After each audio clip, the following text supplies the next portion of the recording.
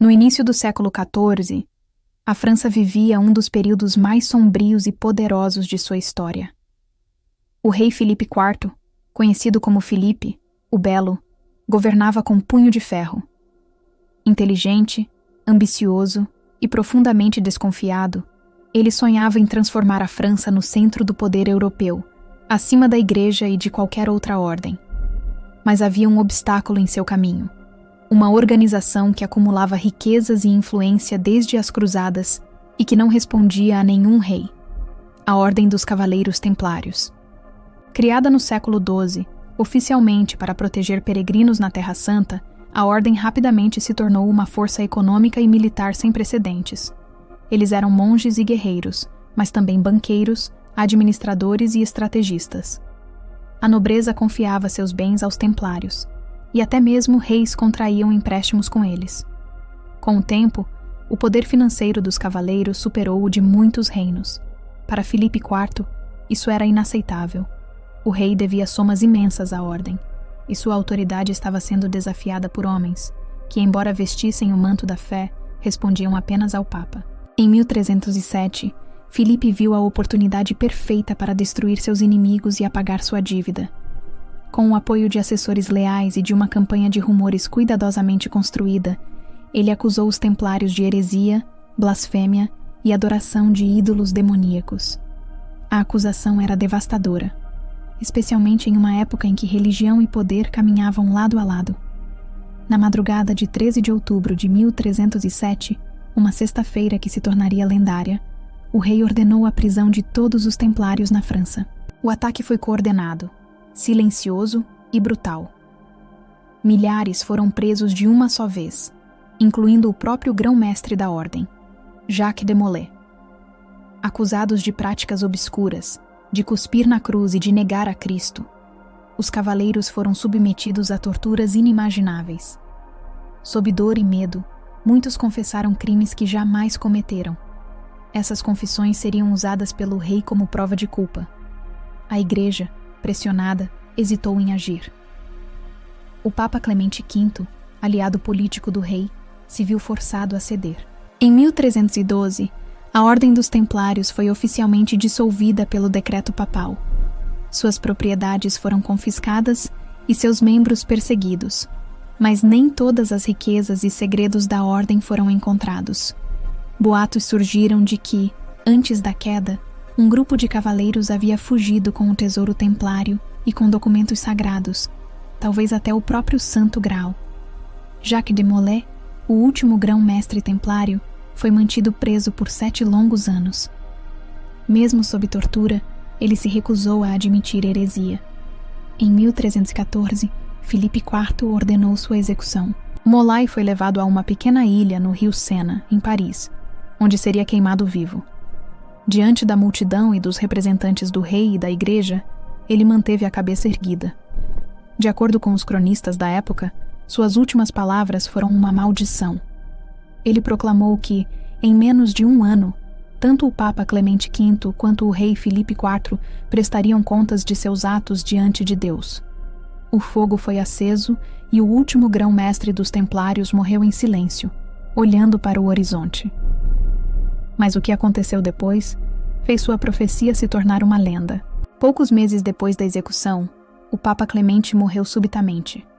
E antes do fim daquele mesmo ano, o rei Filipe IV sofreu um ataque fulminante e também morreu.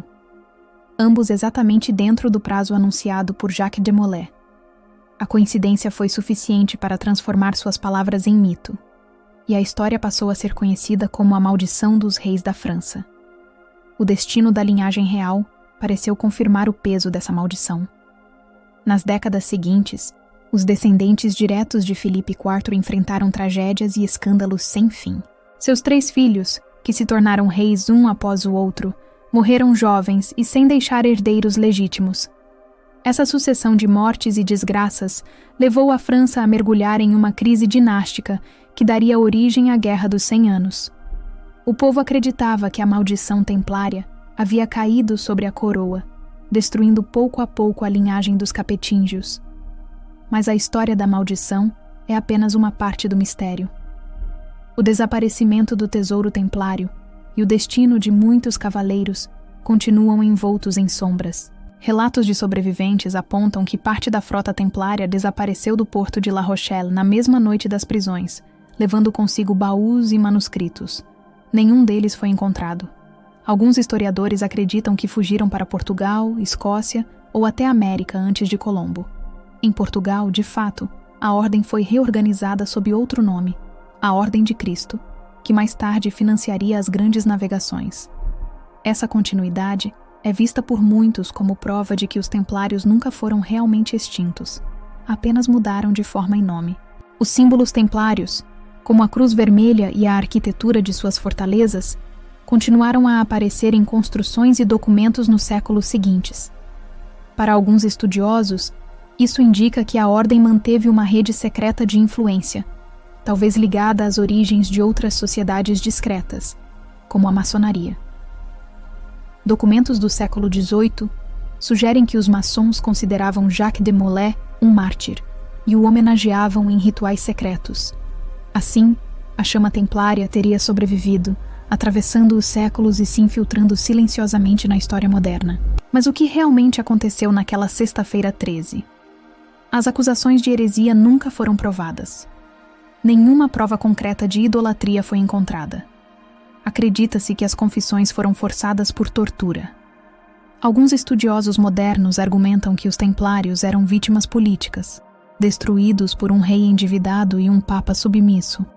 Outros, porém, sugerem que havia sim algo a ser escondido, algo que os templários guardavam e que representava um risco para o poder real e religioso da época. Entre as teorias mais intrigantes está a de que a ordem possuía documentos secretos sobre a verdadeira linhagem de Cristo, talvez provas de um conhecimento espiritual ou histórico que poderia abalar a fé cristã tradicional. Essa hipótese, embora sem comprovação, reaparece em textos esotéricos e romances históricos, e ainda hoje alimenta investigações e produções culturais sobre o segredo templário. Outra hipótese fala de um conhecimento científico e alquímico avançado para o período.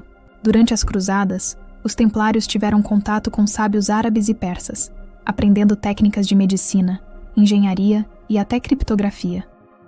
Alguns acreditam que eles guardavam manuscritos de saberes antigos, como os da Biblioteca de Alexandria, e que esses textos desapareceram junto com o tesouro da ordem. A maldição de Jacques de Molay, portanto, pode ser interpretada de duas formas. Para uns, foi uma profecia literal que se cumpriu com exatidão, um ato divino de justiça. Para outros, foi apenas uma coincidência histórica amplificada pela superstição medieval. Mas seja como for, seu impacto foi real. A França mergulhou em instabilidade, e a sombra da maldição pairou sobre o trono por mais de um século.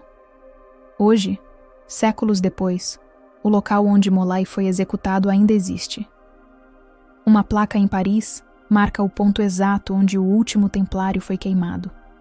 Todos os anos, curiosos, historiadores e até grupos templários modernos visitam o local para prestar homenagem. Muitos relatam uma sensação estranha ao se aproximar da pedra. Dizem que o ar parece mais frio e o som da cidade diminui por instantes, como se o tempo parasse. Alguns afirmam sentir um calor leve, como o de uma chama invisível. A lenda persiste porque fala de algo que vai além da história. Ela fala sobre a traição, o poder e a fé. Sobre como o homem pode destruir o que teme e ser destruído pelo mesmo medo. O caso dos templários mostra como a ambição de um rei e a covardia de uma igreja foram suficientes para apagar, ou tentar apagar, uma das ordens mais poderosas e enigmáticas que já existiram. Mesmo com os séculos, a figura de Jacques de Molay ainda ressoa. Ele é visto por alguns como um mártir da liberdade espiritual, por outros como o guardião de um segredo que o mundo ainda não está pronto para conhecer. Sua morte marcou o fim de uma era, mas também o nascimento de um mito. E como todo mito, ele vive porque continua nos fazendo perguntar o que é verdade e o que é ocultado.